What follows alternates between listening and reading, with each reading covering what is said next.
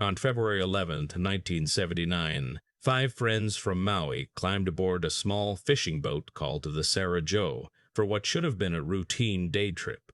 But 12 hours later, they had completely vanished from the face of the earth. And so the Coast Guard launched one of the largest search operations in Hawaiian history. But they found nothing. No debris, no oil slick, no sign the men had ever existed. Then, 10 years later, a marine biologist made a discovery on a remote atoll 300 miles away that would deepen the mystery in ways no one could have imagined.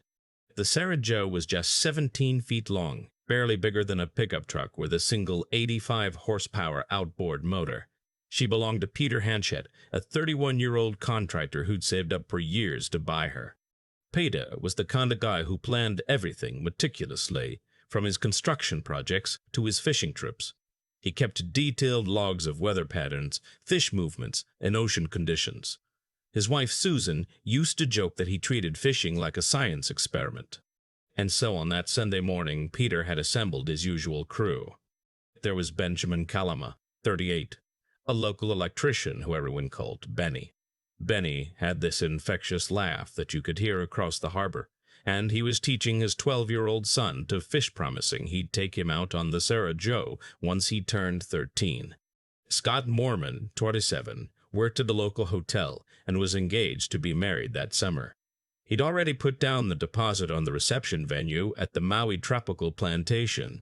His fiancée, Lisa, had begged him to skip the trip that day. She had a bad feeling about the weather, but Scott had kissed her forehead and promised they'd be back by sunset. Patrick Woessner, 26, was the youngest of the regular crew, a construction worker who'd just bought his first house. He was supposed to help his brother move furniture that afternoon, but figured he'd have plenty of time after a morning fishing trip. And finally, there was Ralph Malaiakini, 27, who worked with Peter and was known for his uncanny ability to spot schools of fish from the surface. Ralph had 3 young daughters who he spoiled relentlessly. He'd promised to bring them back fresh mahi-mahi for dinner. At 5:30 a.m., the 5 men loaded their gear onto the Sarah Joe at Hana Harbor. The boat's coolers were stocked with beer and sandwiches, enough for a full day, but nothing more. Peter had checked the marine weather forecast the night before, partly cloudy, with light winds, perfect fishing conditions. Several other boats were heading out that morning, and Peter waved to the crews as they motored past the breakwater. The plan was simple. Motor out about 12 miles to their favorite fishing spot, spend the day pulling in yellowfin tuna and mahi-mahi, and be back at the harbor by 6:00 p.m. Susan Hanchett had dinner plans with her sister, and Peter had promised not to be late. As the Sarah Joe disappeared into the pre-dawn darkness, heading northwest toward their usual grounds, none of the 5 friends could have known they were sailing into one of the Pacific's most enduring mysteries. But by 10:00 a.m., something had gone terribly wrong with the weather. What forecasters had predicted as light winds suddenly intensified into a violent squall that seemed to come out of nowhere. Boats that were already heading back to port reported 8-foot swells and 40-knot winds, conditions that would challenge even larger vessels. The storm had materialized so quickly that the National Weather Service hadn't even had time to issue warnings. And so naturally, the other fishing boats in the area began making emergency runs back to shore. The captain of a vessel called the Blue Lagoon would later report seeing the Sarah Joe around 9:45 a.m., still heading northwest, despite the deteriorating conditions. He'd tried to radio Peter to warn him about the weather, but got no response. The Sarah Joe's radio, it would turn out, had been malfunctioning for weeks. Peter had been meaning to fix it, but hadn't gotten around to it. By noon, the squall had developed into something approaching typhoon conditions. Boats were literally surfing down massive swells to reach harbor. One captain described it as the worst weather I'd seen in 20 years of fishing these waters. But the Sarah Joe was nowhere to be seen. Susan Hanchett started to worry when Peter didn't answer the ship-to-shore radio at their agreed check-in time of 2:00 p.m. By 6:00 p.m., when the sun began to set with no sign of the boat, she called the Coast Guard. The other wives and families had already gathered at the harbor, scanning the horizon with binoculars. Lisa, Scott's fiancée, would later say she knew something was wrong the moment she saw the massive swells crashing over the breakwater.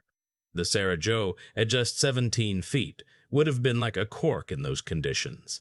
The Coast Guard launched what would become one of the most extensive search operations in Hawaiian maritime history, and so, within hours, helicopters were crisscrossing the waters northwest of Maui, their searchlights cutting through the darkness.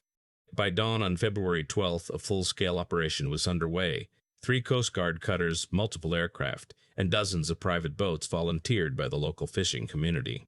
But despite covering over 73 square miles of ocean and area roughly the size of South Dakota, they found absolutely nothing, no debris field, no oil slick, no floating coolers or life jackets. It was as if the Sarah Joe and her 5-man crew had simply ceased to exist. The families held on to hope that maybe the men had made it to one of the small, uninhabited islands in the region. But searches of every possible landfall within fuel range turned up empty. Therefore, after 5 days of intensive searching, the Coast Guard made the heartbreaking decision to call off the official operation. But the families weren't ready to give up. They pooled their resources to fund private search flights, and local fishermen continued to look for any sign of the missing boat during their regular trips.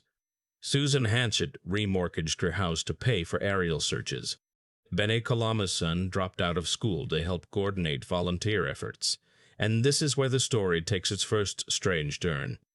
In the months following the disappearance, 3 different fishing vessels reported seeing what looked like the Sarah Joe, or a boat matching her exact description in waters far beyond where she should have been able to travel. One sighting placed her nearly 800 miles southwest of her last known position, but when Coast Guard vessels investigated these reports, they found nothing. What made these sightings particularly unsettling was that they seemed to follow a pattern, each one further west than the last, as if the boat was somehow still traveling across the Pacific. Maritime experts dismissed these reports as misidentifications after all. White 17-foot boats weren't uncommon, but the families clung to these sightings as evidence their loved ones might still be alive somewhere. Years passed. The intensive searches gradually gave way to occasional memorial services. The families had to make impossible decisions whether to hold funerals without bodies, whether to remarry, whether to sell homes that missing men would never return to. Scott Moorman's wedding date came and went. Then Kalama's son turned 13, then 14, then 14, then 15, without ever getting to fish from the Sarah Joe. Ralph Malaiakini's daughters grew up knowing their father only from photographs. But then, in September 1988, 9.5 years after the Sarah Joe vanished, marine biologist John Naughton was on a research expedition to catalog wildlife in the Marshall Islands. His team had reached Taongi Atoll, a remote spot of land over 300 miles west of Hawaii, uninhabited and rarely visited by anyone. As Naughton walked along the beach counting seabird nests, he spotted something that made him stop in his tracks. The weathered but intact hull of a small boat, partially buried in the sand above the high tide line. The registration number was still faintly visible on the hull, H-6728 H. Kane. It was the Sarah Joe. But finding the boat was only the beginning of the mystery, because approximately 100 yards from where the Sarah Joe sat in the sand, Naughton discovered something that defied all explanation, a makeshift grave. It was carefully constructed from coral rocks, forming a cross on top, clearly made by human hands. Inside, they found human remains of jawbone with dental fillings that would later be matched to Scott Moorman. And so naturally, this discovery raised more questions than it answered.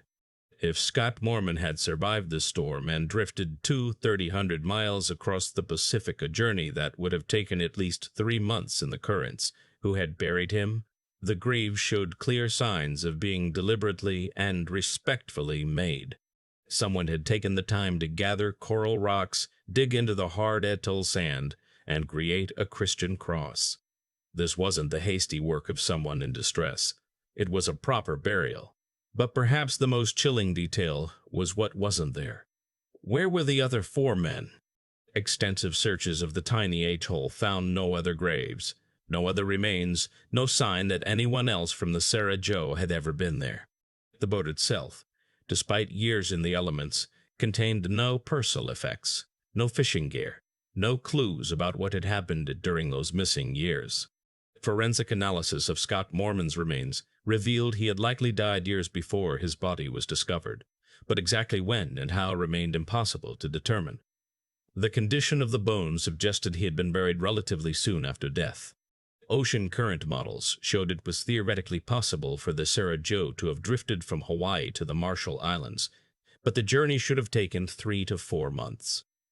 What had happened during that time? How had Scott survived that long? And most mysteriously, who had buried him? The position of the boat, far above the normal high tide line, suggested it had been deliberately dragged there, another indication that someone else had been present. The discovery brought a mix of closure and fresh agony to the families.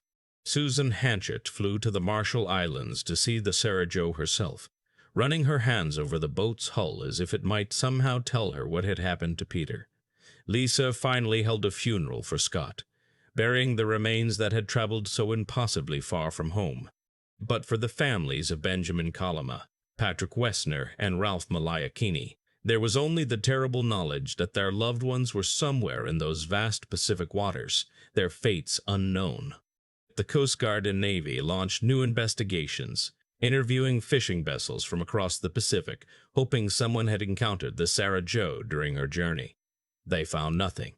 Theories ranged from the plausible that the men had encountered a larger vessel that tried to help to the extraordinary, including suggestions of modern piracy or undocumented military operations. In 1990, a fisherman from Kiribati came forward claiming his uncle had told him about finding American fishermen on an uninhabited atoll in 1979 or 1980, but the uncle had died years earlier, and the story couldn't be verified. Other reports surfaced over the years, tales of mysterious greys on other remote atolls, sightings of men who couldn't speak the local languages, but none led anywhere concrete. Today, the Sarah Joe sits in a warehouse in Hawaii, a ghost ship that carried its secrets across 300 miles of empty ocean. And somewhere in the Pacific, 4 men remain missing, their stories buried deeper than any grave.